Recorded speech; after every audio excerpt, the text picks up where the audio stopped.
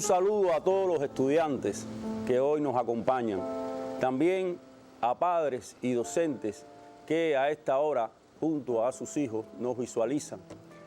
Nos reencontramos hoy para continuar abordando la asignatura de Cultura Política.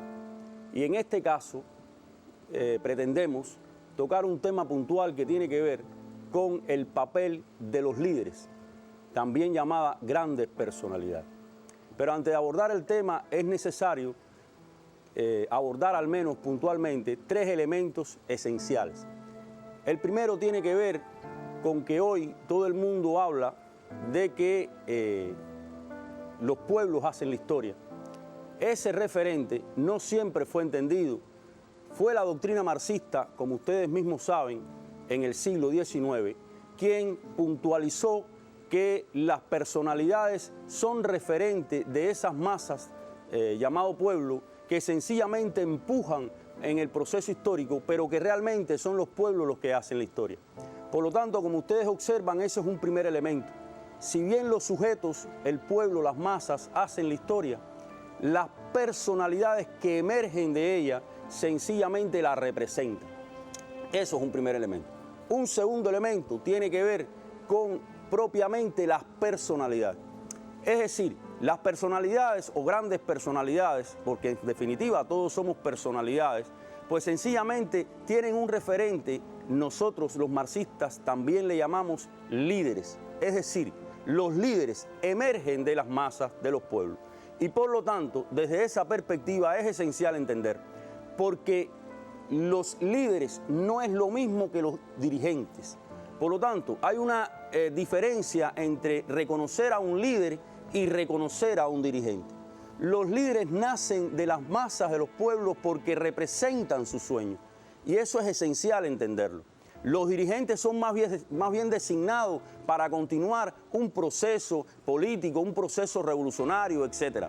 Lo cual no quiere decir que determinados dirigentes puedan llegar a ser líderes. Y lo cual no quiere decir que es una falacia, falsa ideología, como ustedes bien saben, hemos dado en nuestras clases, es decir, construcción falseada, precisamente construcción del liderazgo, la construcción de los líderes.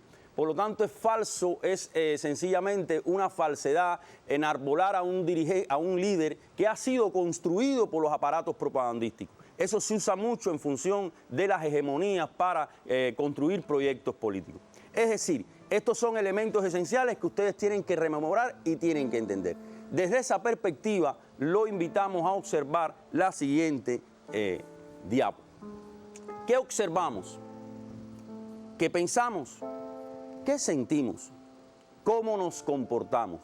Es la lógica en el camino de la cultura política.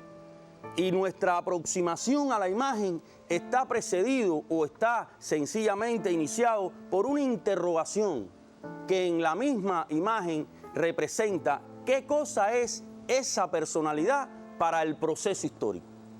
Y otro elemento esencial precisamente está en los detalles que aborda la imagen, porque sencillamente hay un hecho histórico, hay una creación que parte de un razonamiento teórico y hay una ejecutoria que representa a todo un grupo de pueblos. Es Fidel, es la historia de Fidel representando los intereses y representando las aspiraciones y las esperanzas de todo un pueblo. Es Fidel que sencillamente ha construido desde su propio razonamiento, pero entendido en la lógica de lo que aspira y quiere el pueblo cubano, pues el proyecto social que aproxime a alcanzar toda la justicia posible. Ese es el Fidel que sencillamente representa al artista y que va precedido de una cita que dice: hay que empezar siempre soñando.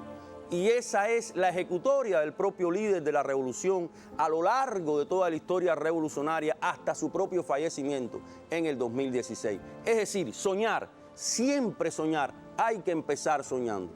Desde esa perspectiva, pues, sencillamente comencemos pues a abordar la hechología en nuestra historia. Hay otro hecho que tiene lugar el 12 de enero de 1869, que es que Bayamo haya sido quemada y que representa no solamente un ideal, sino también un comportamiento desde la cultura política escenificada por esos mambises, por ese líder que representó Carlos Manuel de Céspedes.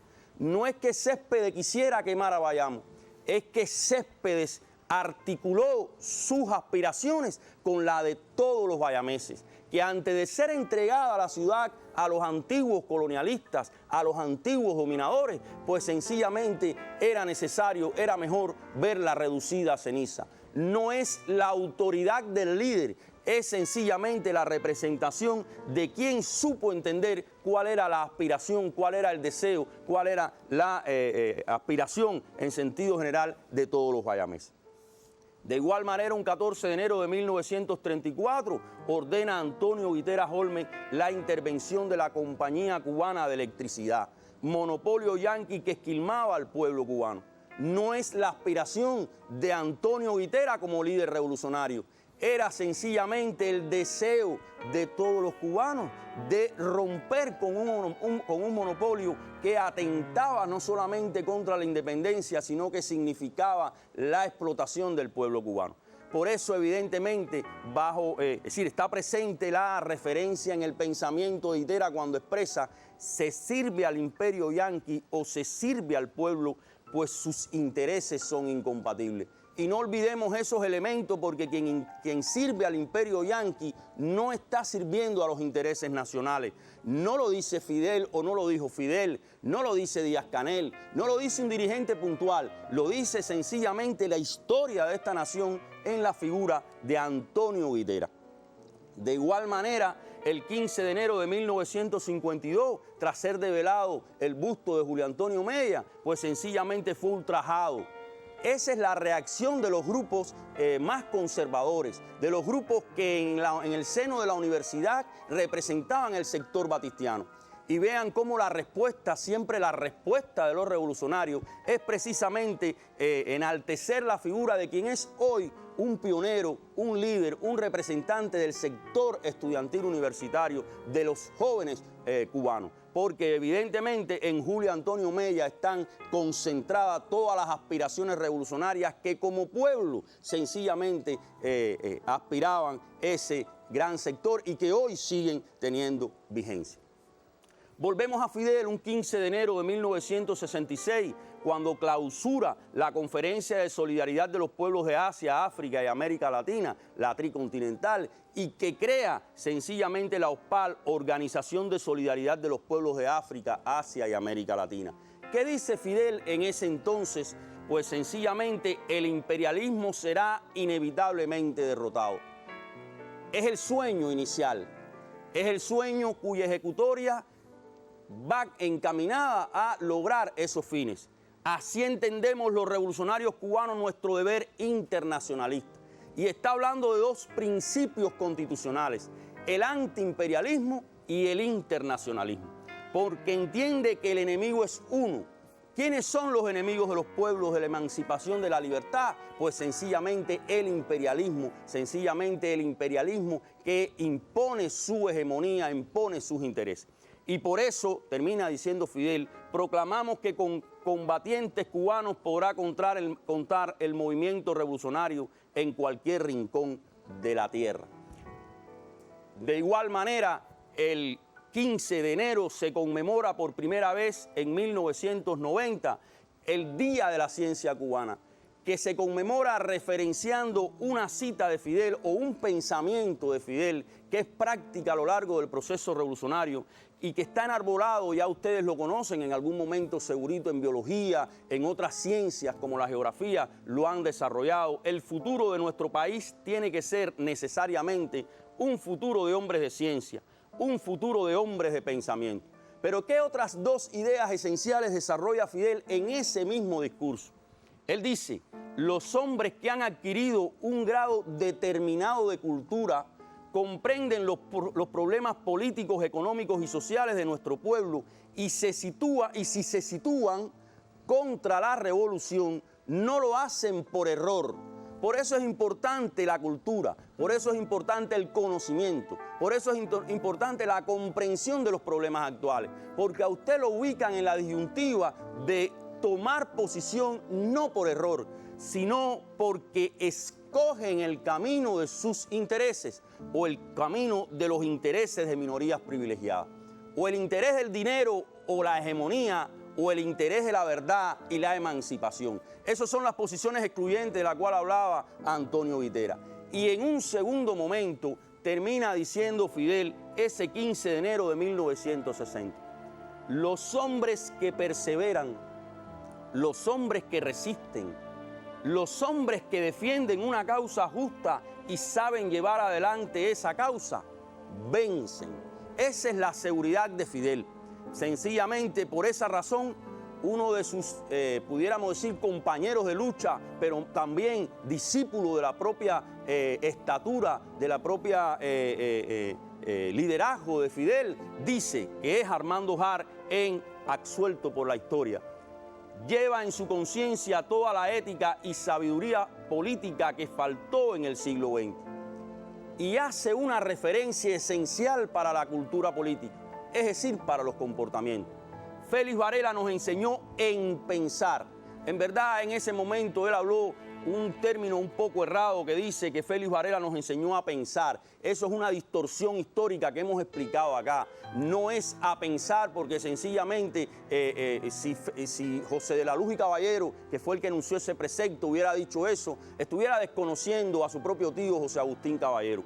Por lo tanto, la idea que estaba expresando José de la Luz y Caballero es que Félix Varela fue el primero que nos enseñó en pensar, en utilizar el pensamiento. Y en un segundo momento, continúa diciendo el propio Armando Jara, José de la Luz y Caballero a conocer, José Martí a actuar y Fidel Castro a vencer. Esa es la lógica desde la ideología que expresa los comportamientos. Razonar la realidad para conocerla y entenderla, actuar en correspondencia con los intereses y tener la convicción de que lograremos nuestros objetivos. Esa es la encarnación del líder como expresión sencillamente de los sueños del pueblo. Es decir, el líder adquiere en sí el deseo de toda una población, de todo un sector, de todo un grupo social y clasista y lo representa a escala de ejercicio y actividad política. Recapitulemos entonces lo desarrollado por usted en la unidad número 3, específicamente en la 3.4, donde usted desarrolla en la temática Fidel Castro Ruz en la ideología de la Revolución Cubana y su cultura política. En ese sentido, usted desarrolla al menos varias temáticas. En primer lugar, como siempre hemos explicado, los referentes biográficos de Fidel Castro. En segundo lugar, el legado ideológico y comportamental de sus luchas revolucionarias. La historia Max Olverá como texto ideológico, su lugar en la cultura política. Y por último, Fidel como expresión del pensamiento bolivariano, martiano, marxista y leninista. Son elementos que parten desde la propia biografía, la propia referencia biográfica del líder histórico, pero que atraviesan no solamente su ideario, sino su texto ideológico y su actualidad como benefactor, como referente ideológico en el proceso revolucionario cubano. De esa manera usted encuentra en su texto Cultura Política, Documentos y Materiales para su estudio 35 textos ideológicos de Fidel que expresan sus ideales. También encuentran elementos biográficos del propio Fidel Castro. No encuentra la historia Max Olverá, que es un documento más enjundioso y que a partir de estudios independientes usted debe desarrollar y que también usted ha desarrollado desde el proceso histórico como documento histórico en sentido general. Pero en esta perspectiva, ustedes, estudiantes, a partir de las orientaciones de los docentes, van a estudiar o estudiaron la historia Max Olverá como referente ideológico que expresa determinados comportamientos. Y desde esa lógica les invitamos a que ustedes lean lo que expresó Jorge Mañach Robato, que hizo el prólogo a la historia Max Olverá de manera clandestina, es decir, en una edición clandestina en 1954. Dice Mañach en ese prólogo, este discurso de elevado valor moral e ideológico. Por lo tanto, la historia Max Olverá es esencialmente un documento, un texto ideológico que tiene carácter eticista, moral, porque representa una determinada concepción de lo que es bien y de lo que es la bondad, de lo que es bueno y de lo que está mal hecho en su propia realidad. Y continúa diciendo Jorge Mañach: creemos prestarle un servicio a la patria publicando las palabras inolvidables de un cubano digno. Y le llama a Fidel Jorge Mañach, que no era ni remotamente revolucionario. Ustedes pueden buscar su referencia biográfica, pero que en esencia es un intelectual cubano que tiene aportaciones desde lo reaccionario, conservador, socioclasista, etcétera, a la cultura cubana. Pues sencillamente le llama a Fidel cubano digno. Y otro intelectual prestigioso, que es Cintio Vitier, en esa obra cumbre de la literatura que se llama Ese sol del mundo moral, la justicia, ese sol del mundo moral, expresa: el primer acto de Fidel Castro contra el golpe de Estado de Batista fue un acto jurídico.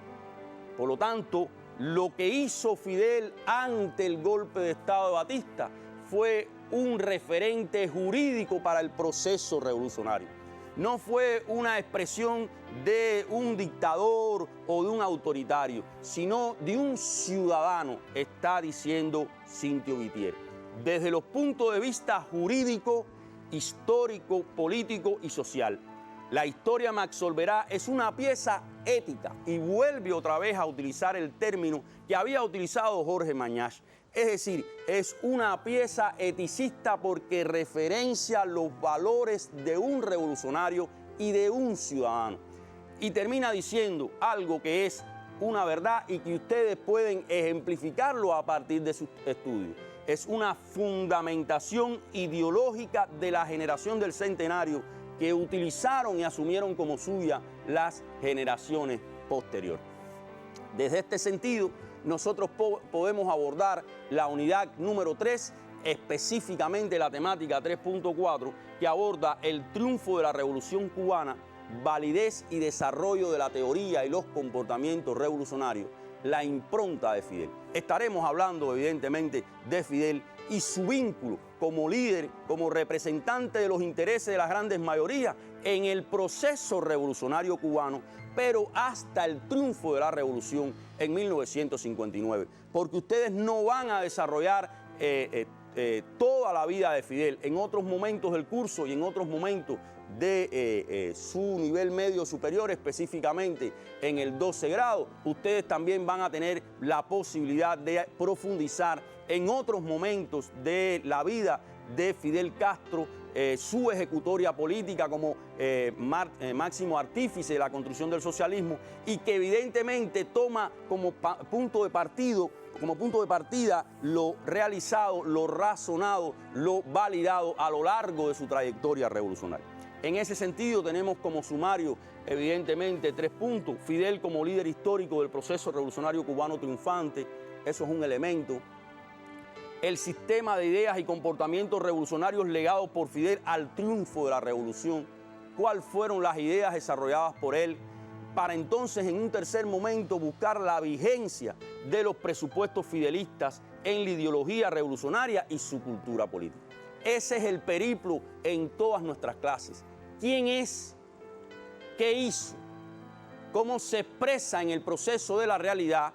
¿Y qué vigencia tienen esos ideales, esas aportaciones en la actualidad de todos los cubanos?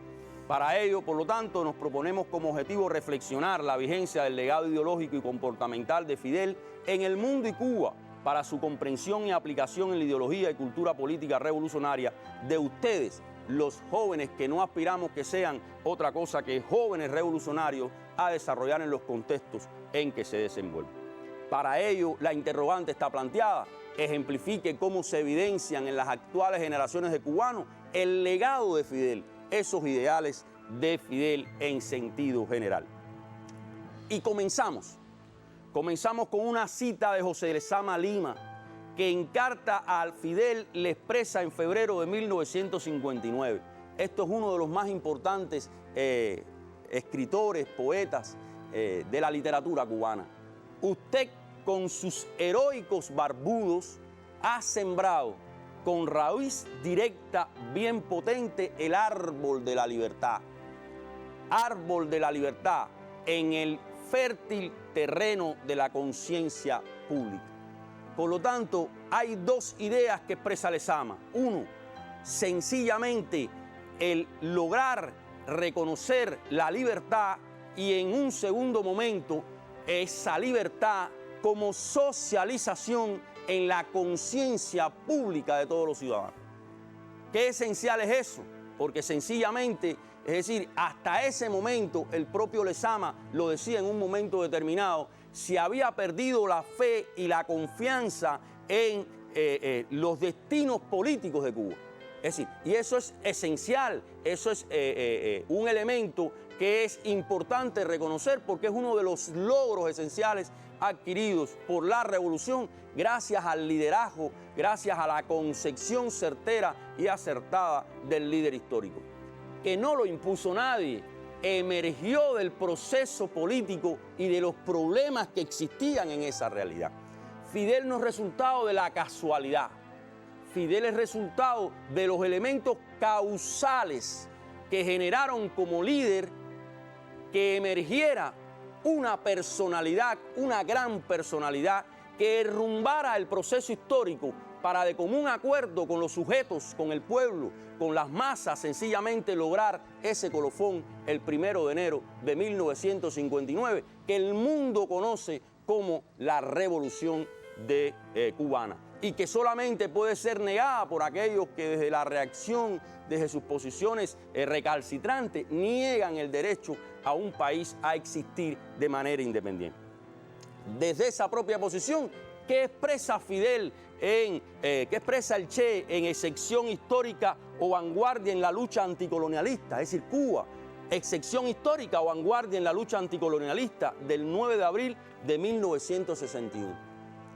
Dice el Che, esa fuerza telúrica llamada Fidel Castro Ruz tiene las características del gran conductor que, sumadas a sus dotes personales de audacia, y ahí vean cualidades esenciales del gran revolucionario que personifica al gran líder, y que es lo que necesita los sujetos, las masas, el pueblo: audacia, fuerza y valor, y a su extraordinario afán de auscultar, es decir, de buscar, de indagar, de investigar, siempre la voluntad del pueblo lo ha llevado al lugar. Y fíjense, está hablando de Fidel ya en 1961, ya Fidel como la figura cumbre del poder político en Cuba, el lugar de honor y de sacrificio que hoy ocupa. Por lo tanto, la condición de dirección y de liderazgo, la condición del líder que asume la dirección de un proceso revolucionario, no es solo más, es decir, no es más que para el Che un honor y un sacrificio, porque sencillamente significa un compromiso con los demás y significa también, evidentemente, desprenderse de muchos goces en la cual no pueden ser realizados. Por eso el poeta Juan Gelman expresa dos ideas esenciales, representado también en la imagen, en el dibujo, en la pintura artística.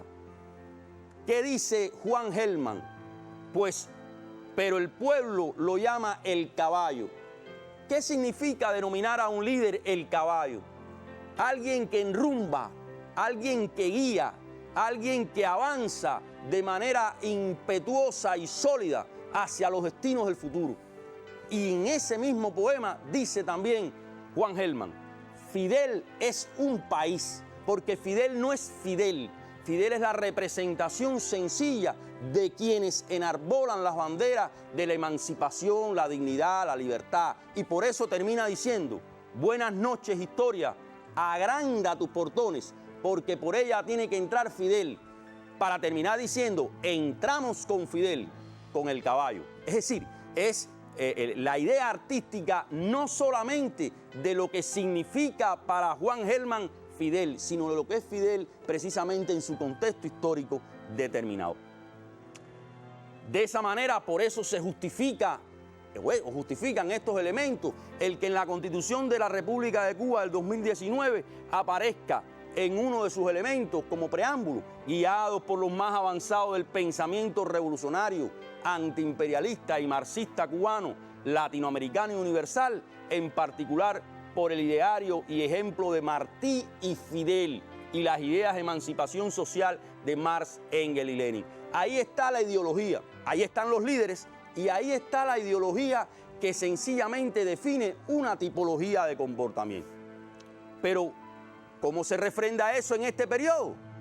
Nosotros les sugerimos a ustedes que indaguen, que busquen en el pensamiento de Fidel, específicamente en su sitio de oficial que está habilitado en internet, Fidel, Soldado de las Ideas, donde hay un grupo de materiales que expresan sencillamente su posición ética y revolucionaria. Y desde esa lógica, estudiemos algunos elementos. Dice Fidel al Tribunal de Urgencia en marzo del 24, después de haber dado el golpe de Estado a Batista en 1952, dice: no basta con que digan que la revolución es fuente de derecho, porque Batista enarboló el golpe de Estado diciendo que eso era una revolución. Y rectifica desde la lógica jurídica que hablaba Cintio Vitier: si en vez de revolución lo que hay es restauración, por lo tanto no hay revolución. Si en vez de progreso, retroceso. En vez de justicia y orden, barbarie y fuerza bruta. Si no hubo programa revolucionario, ni teoría revolucionaria, ni prédica revolucionaria. Esos son los elementos que justifican por qué el golpe de Estado es un golpe de Estado anticonstitucional y no un proceso revolucionario. Y continúa diciendo Fidel, ¿en qué diferencia hay? Un artículo publicado en el periódico La Palabra de 1952. Pero la verdad será dicha revolucionariamente.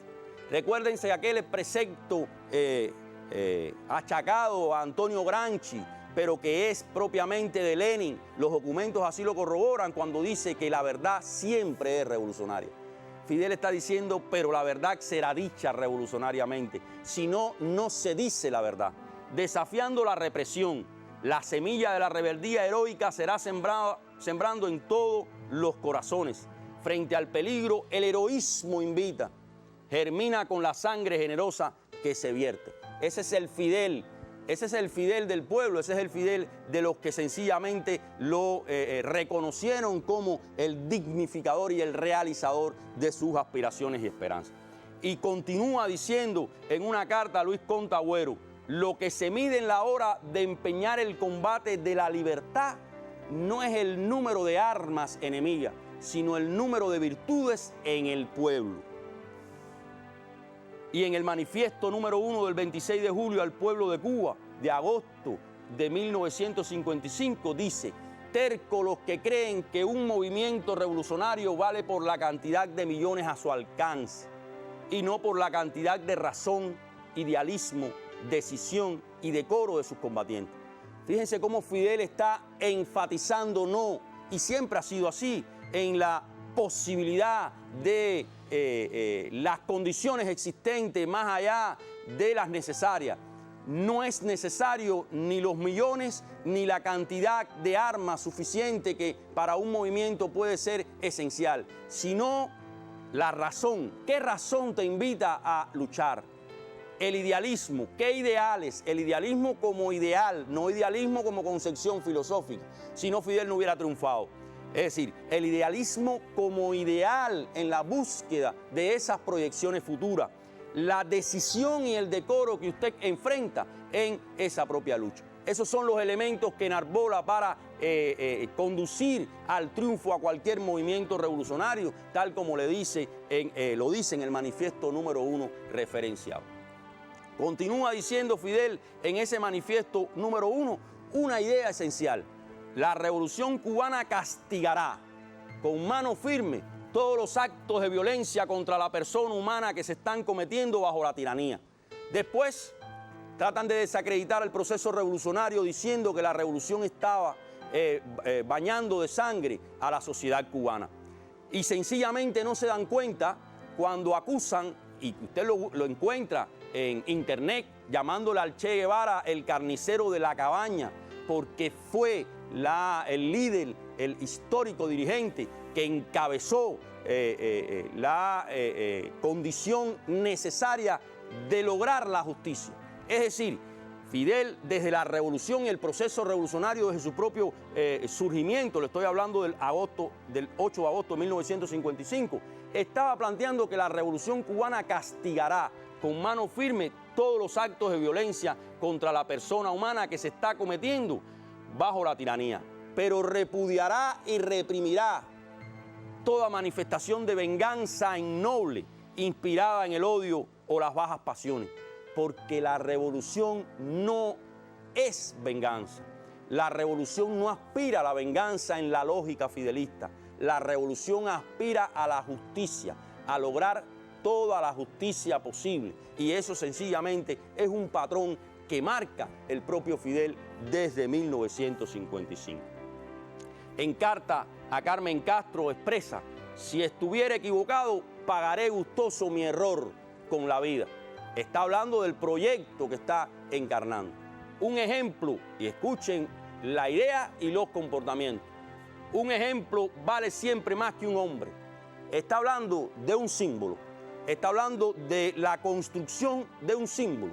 Pero está hablando de la construcción de un símbolo y lo que vale sencillamente para la sociedad. Nadie me verá envejecer reuniendo desengaños mientras me queda en fuerza para caer en una playa cualquiera de la tierra oprimida con un arma redentora en las manos. Y así murió Fidel en el 2016. Así muere Fidel sencillamente con una lógica de siempre tener un arma redentora y buscar sus espacios en cualquiera que sea para manifestar, es decir, la posición de los que quieren la emancipación, de los que aspiran sencillamente a romper y a derrotar el imperialismo en cualquiera de sus manifestaciones. Y continúa diciendo Fidel en el mensaje al Congreso de Militantes Ortodoxos el 15 de agosto de 1955.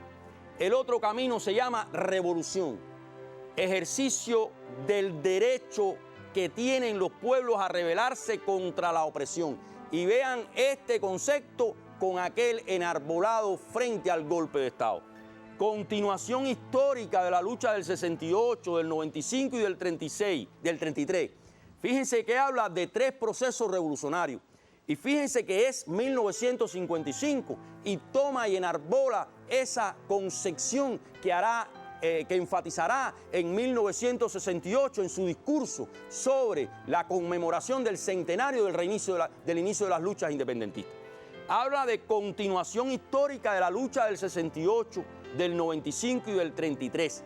Intransigencia irreductible frente al golpe traidor de marzo. Justicia para el pueblo oprimido, hambriento. Dignidad, desinterés, sacrificio, lealtad a los muertos. Esos son principios ideológicos que expresan determinados comportamientos. También dice: para que el error no se repita, se hará la revolución que no se ha hecho en un instante que pueda hacerse. Y para que no haya venganza, habrá justicia. Es la necesidad de que haya justicia. Es la necesidad de que la justicia abra camino al inicio de la revolución y ajusticie a aquellas personas que torturaron, asesinaron, esquilmaron a este pueblo. Y en una carta a los firmantes del Pacto de Miami también ofrece una posición digna cuando dice: pero lo importante para la revolución no es la unidad. Fíjense, el artífice de la unidad está diciendo: pero lo importante para la revolución no es la unidad en sí, sino las bases de dicha unidad. ¿Sobre qué bases se fomenta esa unidad? La forma en que se viabilice y las intenciones patrióticas que la animen. No es cualquier fuerza buscando cualquier cosa. Y solo ante la unidad de cualquier cosa, dice, y solos sabremos vencer o morir. Y ahí viene un presupuesto ideológico que expresa un comportamiento y que define la cultura política no solo de Fidel, sino de la revolución y de los revolucionarios, que para caer con dignidad no hacen falta compañía. Para caer con dignidad no hace falta compañía. De igual manera, sigue continuando Fidel al expresar: nuestro sistema de gobierno, ya en su visita a Estados Unidos en abril 17 de 1959, en el discurso que celebrara en el almuerzo de la Sociedad Norteamericana de Editores de Periódicos Norteamericanos, dice, nuestro sistema de gobierno es un régimen de opinión pública. Régimen de opinión pública. En Cuba hemos demostrado que el mejor sistema es comparecer ante la opinión pública. Artífice de sistemáticamente acudir a la opinión pública, hablarle al pueblo, hablarle a las masas, porque sencillamente nuestro sistema de gobierno es un régimen de opinión pública. Y continúa diciendo en ese marco, libertad de prensa significa, y óiganlo bien ustedes, y óiganlo bien los estudiantes y docentes y padres, porque esta revolución es expresión de ella. Cualquier elemento en contra de esto deforma el propio proceso en contra de la revolución y sencillamente es una concepción inventada y construida por los sectores hegemónicos y contrarrevolucionarios. Libertad de prensa significa el derecho de todo el mundo a expresar sus ideas y su verdad. El derecho del pueblo a saber y a conocer la verdad. La verdad debe ser conocida. Por lo tanto, no es cuestión de que usted esconda la verdad, es cuestión de que usted la enarbole. Eso es un principio revolucionario y es un principio revolucionario expresado por Fidel en fecha tan temprana, en 1959, que encarna la revolución hoy en día. Hay quienes, y esa es una apreciación que tiene Armando Jara, o que tuvo Armando Jara, fallecido en el 2017, sobre el líder histórico Fidel. Hay quienes han calificado a Fidel de extremista. Vean el razonamiento lógico de Jara. Están muy equivocados, es un hombre radical, lo que significa, como señaló Martí, ir a la raíz. Y ello no está en los extremos, sino en el centro de la verdad y de la acción revolucionaria. En eso consiste su genio político. Es decir, Fidel no es de extremo, es de centro. Y es de centro porque es el que busca la verdad como conciliación, como expresión de la revolución. Continúa diciendo en la facultad de Woodrow Wilson, en la Universidad de Princeton, en New Jersey, el 20 de abril de 1959. Nuestra revolución, una revolución por la justicia social, es una revolución que ha de beneficiar a los pobres. Por lo tanto, toda revolución es una, en este caso en Cuba, toda revolución es una revolución por la justicia social. Y sencillamente tiene que favorecer a la justicia y a la realización de los pobres. Y por eso nuestra revolución es expresión de ello. Continúa diciendo, solo las ideas creadoras triunfan cuando son capaces de resolver los problemas del hombre. Las ideas creadoras no son cualquier cosa, son aquellas que triunfan cuando son capaces de resolver los problemas del hombre. No hay creación fuera de los problemas del hombre. Jamás prostituiremos nuestra conciencia con la mentira o con la hipocresía. Son elementos que van expresando. Y fíjense qué es lo que expresa Kennedy en su informe o en sus palabras y que referencia en sus memorias Eisenhower, aquel que se negó a recibirlo y envió a Nixon. Fidel Castro forma parte del legado de Bolívar. Fíjense cómo referencia John F. Kennedy, uno de los grandes presidentes en los Estados Unidos, el validar y el evaluar la figura de Fidel Castro. Por lo tanto, Fidel Castro es continuidad de Bolívar. Y Eusebio Leal, que expresa, ciudadano de sección, henos aquí ante el político, el orador, el hombre público. Y termina diciendo Eusebio Leal, lee por deber y por placer. Eso es una enseñanza lógica desde ideología a los comportamientos. Hay que leer por deber y por placer. Estos son elementos que van diciendo, ¿no?, quién es Fidel y que le prepararán el camino a ustedes para el próximo tema de estudio, abordar en una nueva unidad, en la unidad 4, el mundo actual y los desafíos de la humanidad. Ahí nos volveremos a reencontrar con el liderazgo y el carácter ideológico que se expresa en los comportamientos de Fidel, analizar el problema del derrumbe del campo socialista y el fracaso del modelo eurosoviético. Porque aunque hay varios textos y varios escritores y varios teóricos y cientistas de la revolución que han abordado el tema, uno de ellos es José Luis Rodríguez, es decir, que desde su análisis y otros cientistas han abordado el tema del derrumbe y su impacto para la revolución. Uno de los artífices que desde la ideología planteó y analizó el tema desde la revolución fue Fidel. Por eso Fidel es referencia obligatoria que transita por todos los elementos del contenido de la asignatura. Termino con 2 citas. Uno tiene que ver con Raúl. Cuando en la Plaza Mayor General Antonio Maceo en Santiago expresó que la permanente enseñanza de Fidel es que sí se puede. El vencer del cual hablaba Armando Harz es la posibilidad de que cualquier sueño, siempre que tenga el razonamiento y la voluntad adecuada, sí es posible cumplirlo. Que el hombre es capaz de sobreponerse a las duras condiciones si no desfallece su voluntad de vencer. Hace una evaluación correcta de cada situación y no renuncia a sus justos y nobles principios. Fíjense cómo está expresada la dialéctica ahí en ese planteamiento de Raúl.